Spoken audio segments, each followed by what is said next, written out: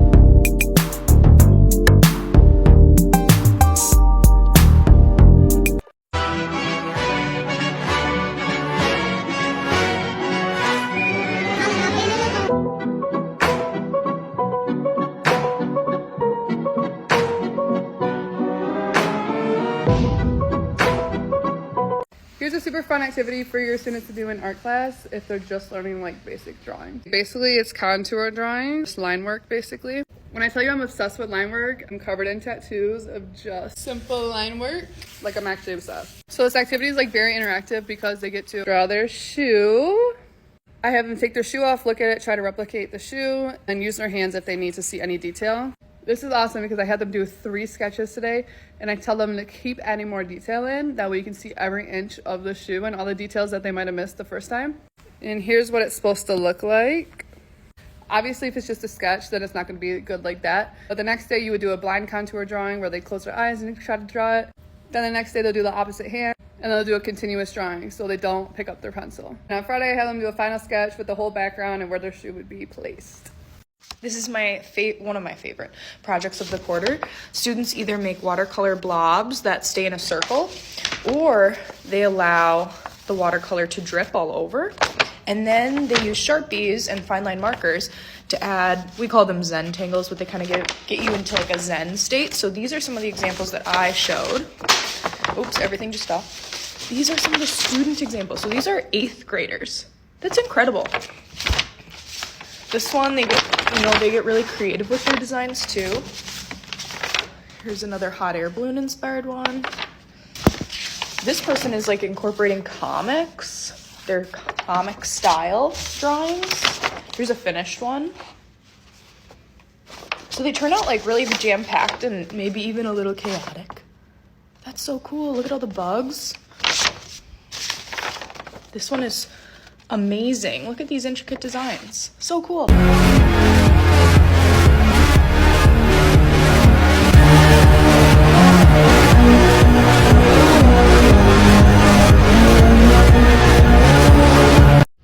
I'm back and I have more art. This time I'm gonna do shading. And the reason these are all framed is because I'm putting them in an art show next week. But these are some of my shading. I might do another video because I have quite a bit. This is the first two, she's in 11th grade and I've had her for the past, these 3 years. But these two are the same girl. First, look at the bubbles. It's like she's going under the water.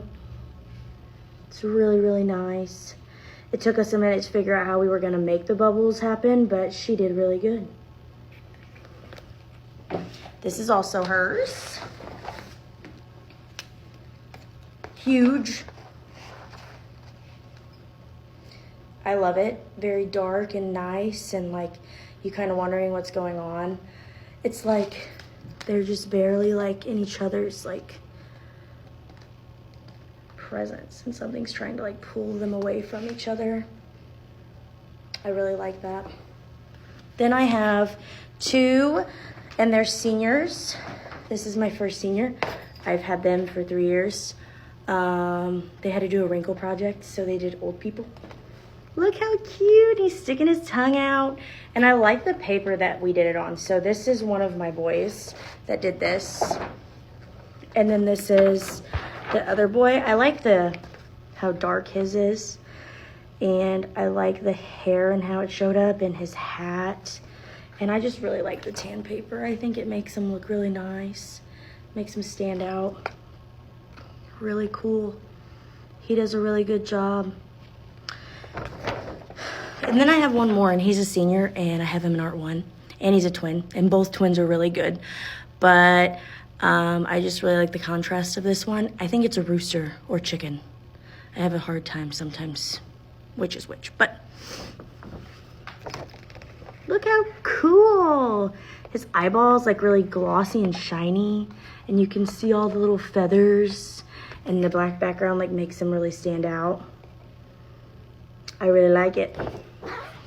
But yeah, I really appreciate you guys liking and commenting and following, and I know the kids do too. It's really important to support kids when they do art, and for them to be seen and like show their talents, because it's really something cool whenever you can do things like this, or when you learn that you can do things like that, because it brings like excitement for them, and them realizing like, wow, I can like make things like this, and that's crazy. But I really appreciate everyone and all the nice things everyone has to say, and I hope I can keep putting art on here.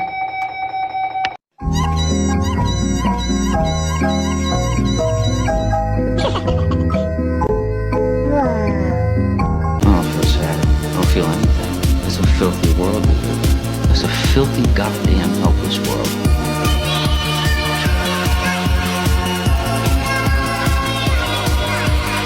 My top 10. 10, 9, 8, 7, 6, 5, 4, 3, 2, 1.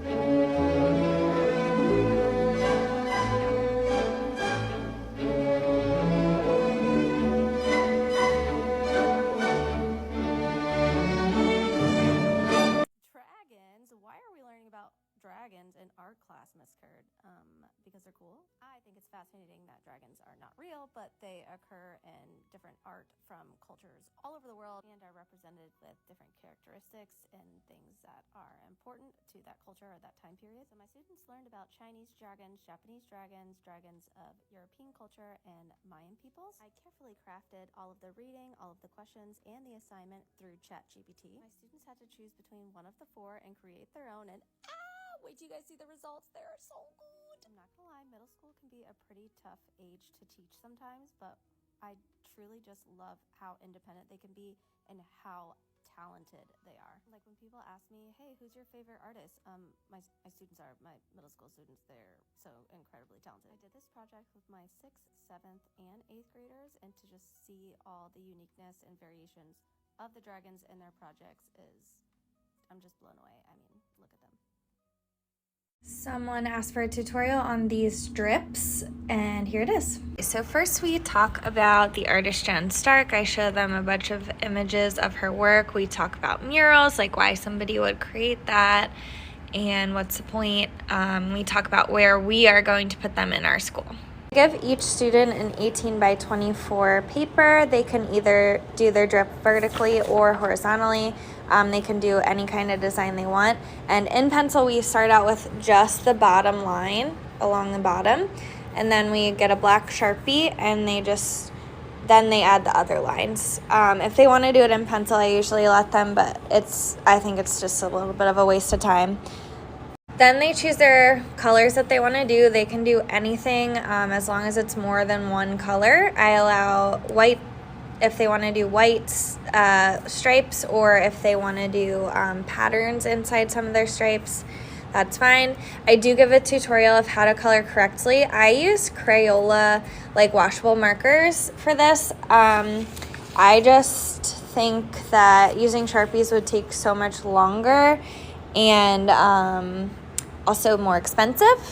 So I talk about how they should be using the side of their marker, not the tip, to help color in the space with better craftsmanship, and it helps them color it faster. Once the marker starts to dry out, I will have my big class pack up in the front of the room and they can just come switch it out.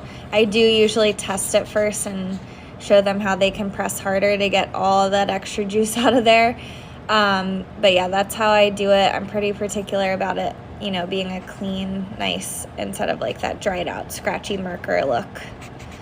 Here's how they turn out. You can see all the different variations of patterns and colors.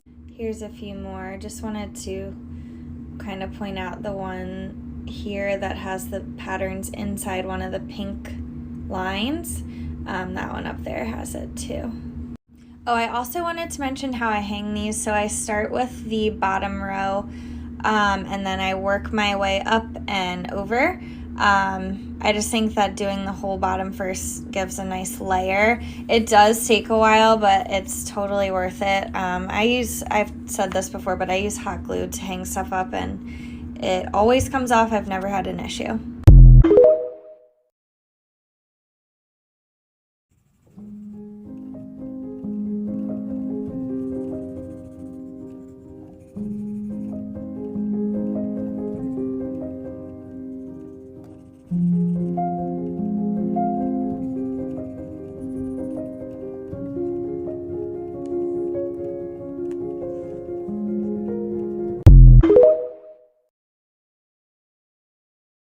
I'm walking down this road of mine, this road that I call home. So am I wrong for thinking that we could be something for real? No, am I wrong for trying to reach the things that I can't see? But that's just how I feel. But that's just how I feel. That's just how I feel. Some of these 3D landscapes are really starting to take shape. I'm so impressed. Look at that. This one's gonna be SpongeBob themed, so I've got bikini bottom sign. Cool. This student is killing it. Look at that. I'm so excited to see this one done. I am fully obsessed with this one. So they're gonna glue this on. Look at this tree, that's amazing.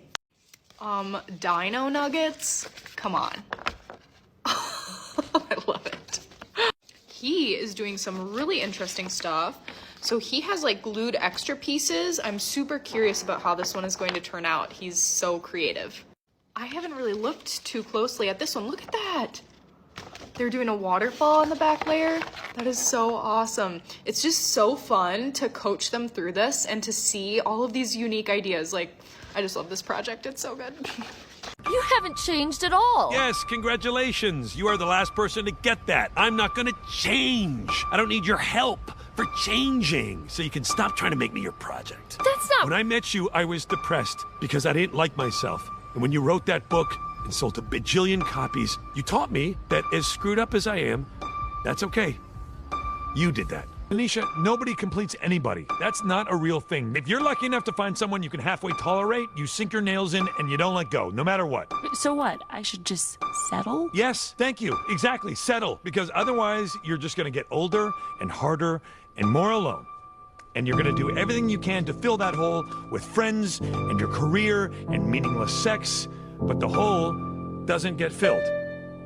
And one day, you're gonna look around and you're gonna realize that everybody loves you, but nobody likes you. You are all the things that are wrong with you. It's not the alcohol or the drugs or any of the shitty things that... Our last project of the year for our oldest students was to create a book nook inspired by their favourite book or movie, and to say that we were impressed would be an understatement. Here are just a handful of the amazing creations. I'm sure you can understand now why I wanted to keep all of them. Incredible, guys. What a bunch of hippy-dippy baloney. What a bunch of hippy-dippy baloney. What a bunch of hippy-dippy baloney. This project was amazing. Animal portraits and crowns for kindergarten. All based off of Jean-Michel Basquiat and Neo-Expressionism. Using oil pastels, I make sure my students know that in this project, it should be rough, messy, and colorful. On top of a cereal box, I let my students scribble, create Neo-Expressionism backgrounds, and for the crowns, tiny paper as well. In kindergarten, this is where we stop, we cut out our crown, and create a headband for them to wear. And in kindergarten, they love wearing anything on their head. For first grade, we are choosing animals to place our crowns on. Or you could even create dinosaurs like Basquiat. This project was so fun because we got to talk all about the artist, the style, the time period, and how messy art can still be very purposeful. Once we did some black outlining for the pop, my students got to pick their animal photograph. We then glued it down and added our crown.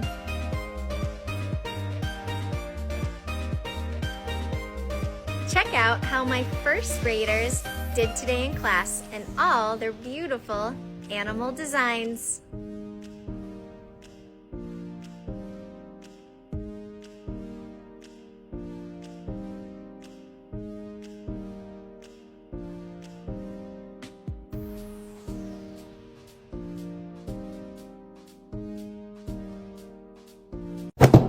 Top 4 sketchbooks I'm currently using. This is the one that I probably use the most often. This is my Ohuhu marker pad. This one is really great for using with alcohol markers. So another one that I've been using recently is this Etcher sketchbook. It is 100% cotton and it also has a cotton cover, which is pretty cool because they kind of encourage you to draw on the outside of it. And it's pretty good for mixed media, not just alcohol markers. This one is really fantastic. I could not recommend this one enough. This is a Sketch Bar marker paper sketchbook. It's called a mirror pad. And the most incredible thing about this one is that the ink does not bleed through the paper at all. You can see the drawing here on my paper has not bled at all to the other side. This is the only sketchbook I've ever used that does not bleed, and I don't know how they did it.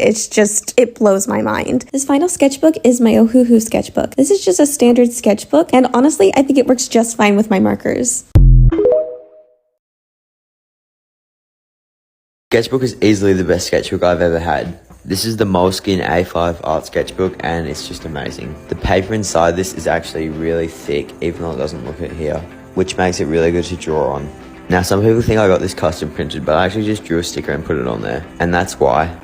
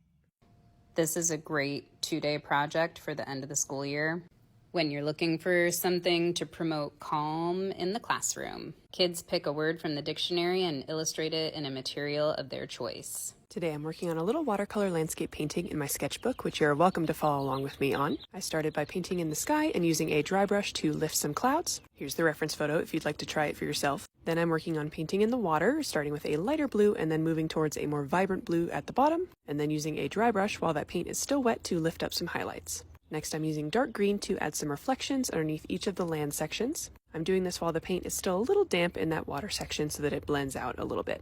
Doing the same thing to this section over here, and just using a small brush to add some horizontal lines to look like ripples. This section is pretty far away, so we're not adding a ton of detail. Then I'm using a dark green to fill in the land section with some trees. Then I'm switching over to that closer land section and adding a little more detail here, including some trees and trunks. And last, we're going to be brave and add some foreground details with some branches coming in at the sides of the landscape. I added those at the top right and then added this whole tree here at the bottom left. And using a mixture of greens kind of filled in the branches until they looked natural. Once I was happy with all the detail, I signed my painting, and here is the final piece. I love doing little landscape paintings like this in my sketchbook. It's great practice, so make sure you give it a try. Thanks for watching. Because.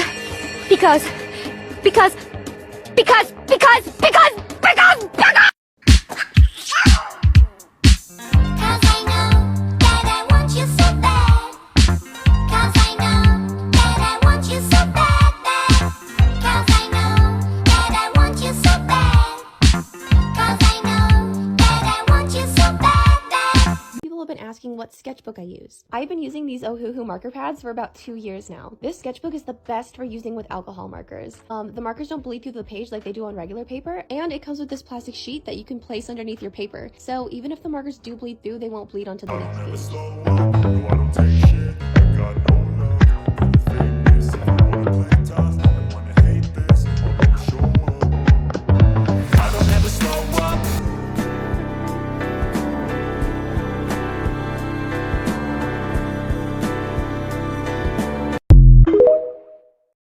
Here's how we create our 3rd grade John Benke-inspired cityscapes. We start out by reading the artist biography from the AOEU Flex curriculum. Then we take a close look at some of his cityscapes, his details, his colors, and of course his imagination. Then we take a 12 by 18 inch piece of paper and fold it in half. Students then independently paint a sunset sky using watercolor paints. Students are encouraged to paint from the top of the paper down to the fold. While we let that dry, we begin to work on our background. Using a piece of black 4 by 18 inch paper, students draw a castle top line that goes all the way across their page. Students can add a few embellishments, but because this is a background, we don't add a lot. Then we cut along that castle top line and we glue it to our background. And before we move on, we add rows and columns of windows using the handle of our brush. Then students repeat this step on a 5 by 18 piece of gray paper. This will be used for their middle ground. On an 8 by 18 piece of light gray paper, students will independently begin to draw their foreground. In this space, we'll add lots of details and lots of color.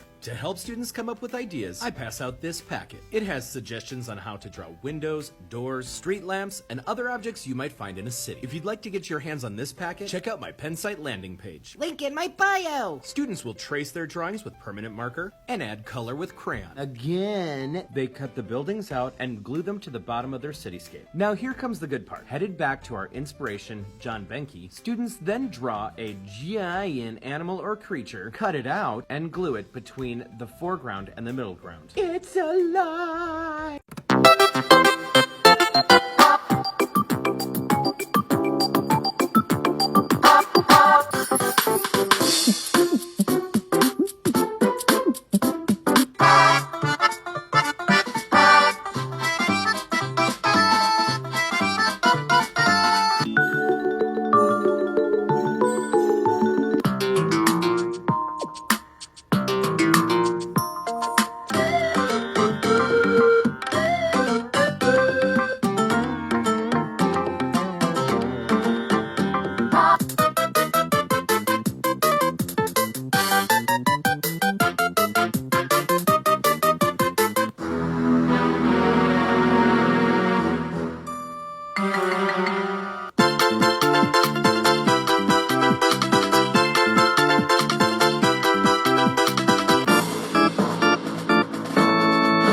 Is this what people have to do to grow their art account?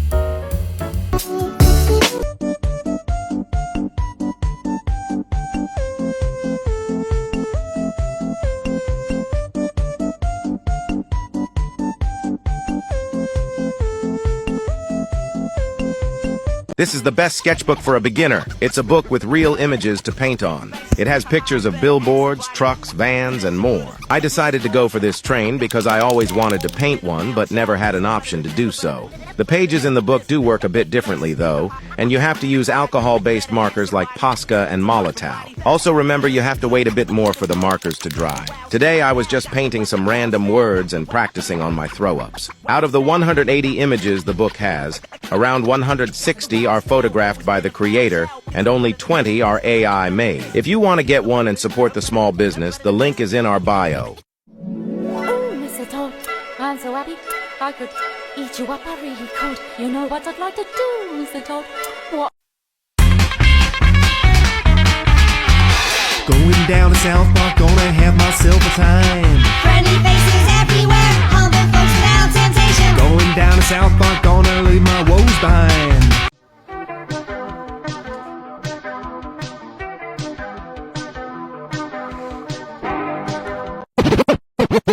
DJ Mac Lloyd is in the building.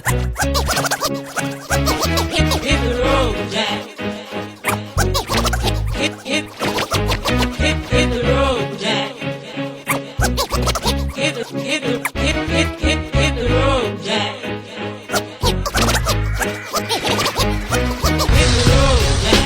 Don't you come back no more, no more, no more, no more. Hit the road, Jack. And don't you come back no more. What you say? Hit the road, Jack. Don't you come back no more. Sketchbook Day 1.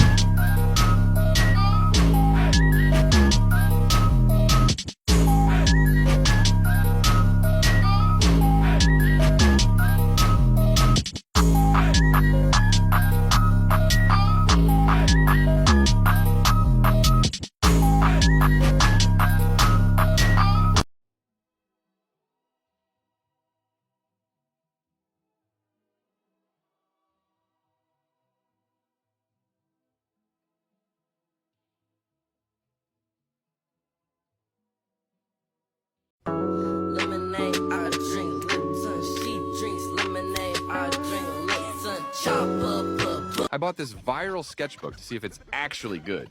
It has 180 pages of billboards, walls, trains, vans, and garages to paint on. What really impressed me are the papers. They are really thick and there is no bleed through on the other side after painting. And the best part? It works with all kinds of markers. I tested it with alcohol, water-based, chalk, and normal markers, and it works great. Grab yours from our bio. I ruined my drawing.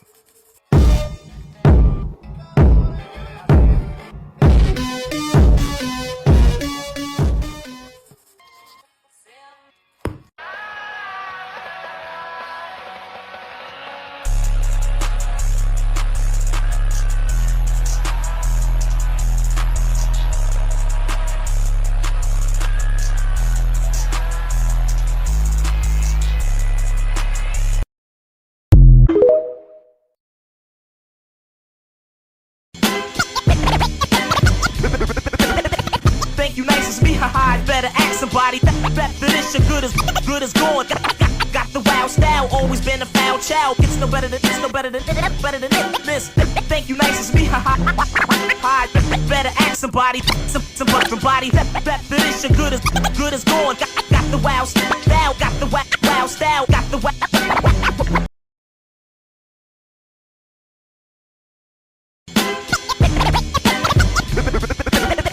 Think you nice as me, haha, I'd better ask somebody. Bet for this, you're good as gone. Got the wild style, always been a foul child. It's no better than this. Think you nice as me, haha, I'd better ask somebody. Somebody. Bet for this, you're good as gone. Got the wild style, got the wild style, got the wild.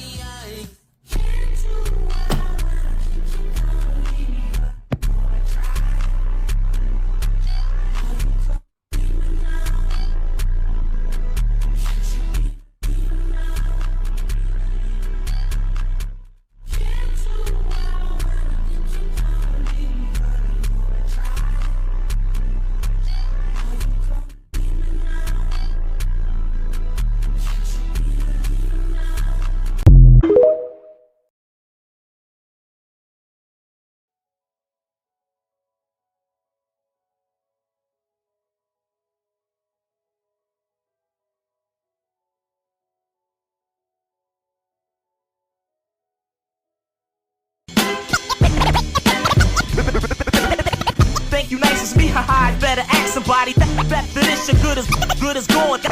Got the wild style, always been a foul child. It's no better than this. Thank you, nice as me, hide, better ask somebody. Somebody, definition, good as gone. GM, MF on the beat, rhymes. It's chosen like the weapons of war. So keep from stepping on my floor or delivery front door. I bring it to y'all motherfuckers, master yours. My disaster cause hell in gas drawers. The super villain cooler than a million. I'll be chillin', still quick to slice squares like Sicilians. Don't make me have to hurt the feelings. I'll ruin you in the dirt that I be doing in my dealings. Sending spirits through the ceiling, chrome peeling, dome blown. Within the comforts of your own home. Grown, big, wheeling and high rolling. I hold and lie, keep the style on my eyes swollen. Holding and folding a pal, known as massive versatile. I like to big them up, Monster Al.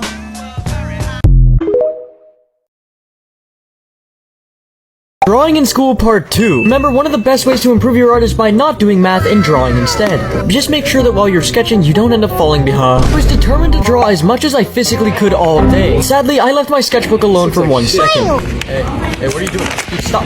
Bro. Yeah, sketchbook number 6 did not have the best day. It's okay though, because my drawing in school sketch survived. Just remember though, if somebody asks you to draw them,